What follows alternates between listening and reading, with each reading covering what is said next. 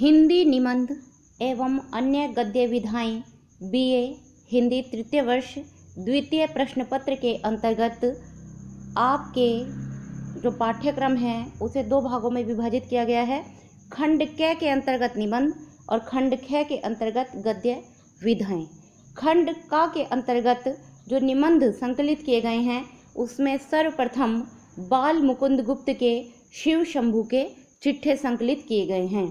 आज हम इस वीडियो के माध्यम से बाल मुकुंद गुप्त जो शिव शंभू के चिट्ठे के निबंधकार हैं उनके जीवन, कृतित्व और अन्य महत्वपूर्ण बिंदुओं पर चर्चा करेंगे। बाल मुकुंद गुप्त जीवन व कृतित्व परिचय। इनका जन्म स्थान हरियाणा प्रांत के रोहतक जिले के गुड़ियानी नामक ग्राम में है।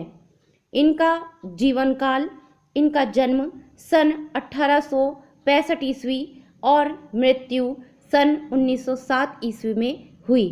इनके पिता का नाम लाला पूरनमल अग्रवाल था। इनके जीवन के महत्वपूर्ण बिंदुओं पर प्रकाश डालें तो माता के प्रभाव से ये सदाचरण की ओर प्रेरित हुए, क्योंकि गुप्त जी की माता जी अत्यंत धर्मशीला व उदार थी।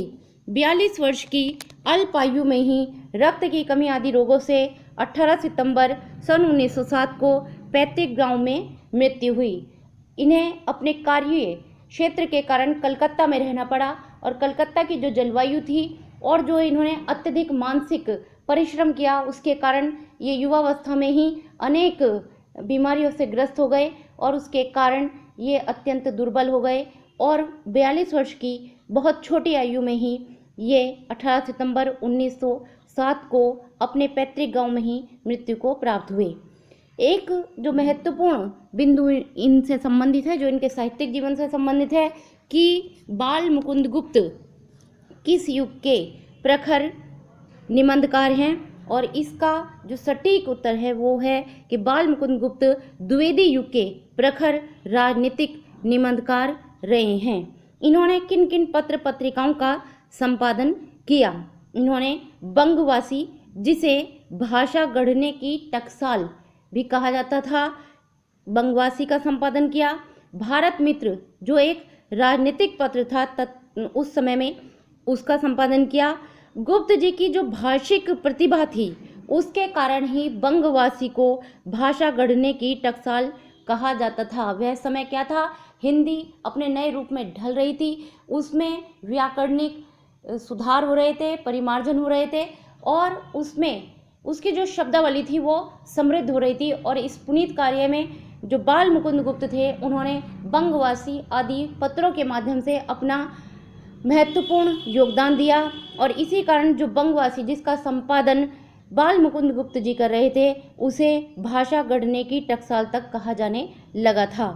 उनके लेखन के विषय में चर्चा करें तो निबंध के क्षेत्र में गुप्त जी का महत्व उनके शिव शंभू के चिट्ठे तथा रक्त शीर्षक से लिखे गए लघु निबंधों के आधार पर माना जाता है। शिव शंभू के चिट्ठे उनके द्वारा लिखित अत्यंत प्रसिद्ध और चुटीली भाषा में लिखे गए हैं, जो अंग्रेजी शासन की कुनीतियों को उजागर करने वाले थे। गुप्त जी से संबंधित अन्य महत्वपूर्ण बिंदुओं पर चर्चा करें तो राष्ट्रीय महासभा कांग्रेस की स्थापना के समय ही गुप्त जी का पत्रकार जीवन आरंभ हुआ। अंग्रेज वायसराय जिनका शासनकाल गुप्त जी ने देखा उनमें प्रमुख वायसराय थे Lord Dufferin, Lansdowne, Elgin Curzon, Lord Minto. Gupta ji ने अपने लेखों व निबंधों के माध्यम से अंग्रेजी शासन के दौरान भारतवासियों की दुर्दशा, अभावों व कष्टों का निर्भीकता, भय रहित होकर चित्रण व प्रकाशन किया। यह आप समझ सकते हैं कि जिसकी सत्ता है अगर उसके खिलाफ कोई लिखता है तो वह जेल में डाला जा सकता है, उसे कठोर कारावास दिया जा सकता है। लेकिन गुप्त जी जैसे जो महान साहित्यकार थे उन्होंने अंग्रेजी शासन की जो कुनीतियाँ थी, जो वे भारतवासियों के साथ अन्याय कर रहे थे, अत्याचार कर रहे थे, उन्हें व्यंग्य शैली में अपने शिव शंभू के चिट्ठे आदि निबंधों के माध्यम से खुलकर उनका विरोध किया और इस प्रकार उन्होंने निर्भीकता से उन सभी जो दुर्दशा थी उसका चित्रण और प्रकाशन किया। निबंधकार बाल मुकुंद गुप्त से संबंधित जो परीक्षा में प्रश्न पूछे जाते हैं उन पर भी एक दृष्टि डाल लेते हैं।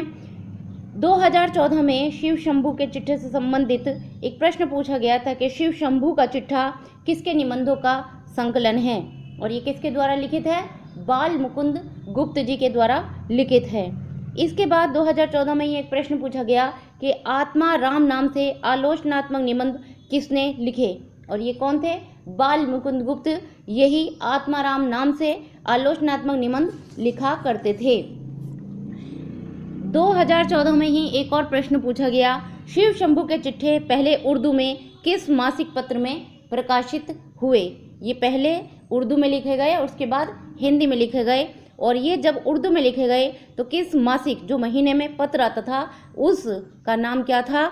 जमाना।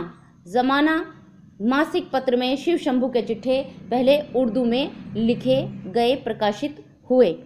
2015 में एक प्रश्न बाल मुकुंद गुप्त जी से संबंधित पूछा गया कि भारत मित्र के संपादक कौन थे, और वो आप पहले ही पढ़ चुके हैं, कौन थे? बाल मुकुंद गुप्त। इसके बाद 2015 में ही एक प्रश्न पूछा गया, भाषा गढ़ने की टकसाल किस पत्र को माना जाता था, और वह आप पहले ही जान चुके हैं, बंगवासी को माना जाता था। एक प्रश्न 2015 में पूछा गया, बाल मुकुंद गुप्त द्वारा संपादित भारत मित्र किस प्रकार का पत्र था, और यह भी आप अभी मैंने आपको बताया कि ये कैसा था, ना तो सामाजिक था, ना धार्मिक और ना सांस्कृतिक, ये कैसा था? राजनीतिक था। इसमें जो भारत जो अंग्रेजों का गुलाम था उससे संबंधित जो राजनीतिक परिदृश्य था उससे संबंधित उसमें लिखा जाता था। 2015 में ही एक और प्रश्न पूछा गया, शिव शंभू के चिट्ठे किस पत्र में प्रकाशित हुए, और इसका उत्तर है भारत मित्र, जिसका संपादन बाल मुकुंद गुप्त करते थे।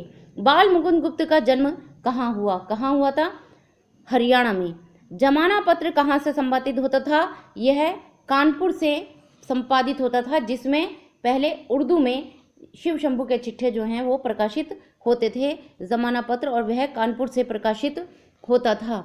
इसके अलावा एक प्रश्न पूछा गया, एक दुराशा किसका निबंध है? एक दुराशा ये कह सकते हैं कि शिव शंभू के चिट्ठे में ही जो निबंध संकलित हैं, लघु निबंध संकलित हैं, उनमें ही एक शीर्षक है एक दुराशा, और ये किसके द्वारा रचित है? बाल मुकुंद गुप्त के द्वारा। ये 2016 में पूछा गया था। 2016 में ही एक प्रश्न जो पहले भी पूछा जा चुका है, पूछा गया कि आत्माराम किसका उपनाम था? किसका था? बाल मुकुंद गुप्त का। बाल मुकुंद का जीवन काल था 2016 में पूछा गया, और इसका उत्तर है, जन्म कब हुआ था इनका? 1865 में, और मृत्यु कब हुई? 1907 में। तो इनका जीवन काल है 1865 से 1907। आत्माराम नाम से आलोचनात्मक निबंध किसने लिखे? ये 2017 और 2019 में पुनः पूछा गया, और इसका उत्तर आप जान चुके हैं, बाल मुकुंद गुप्त। एक और प्रश्न पूछा गया, बाल मुकुंद गुप्त जी सर्वप्रथम किस पत्र के संपादक बने, और इसका उत्तर है बंगवासी। चिट्ठे और खत किसकी रचना है? 2019 में पूछा गया, किसकी रचना है? बाल मुकुंद गुप्त की हैं।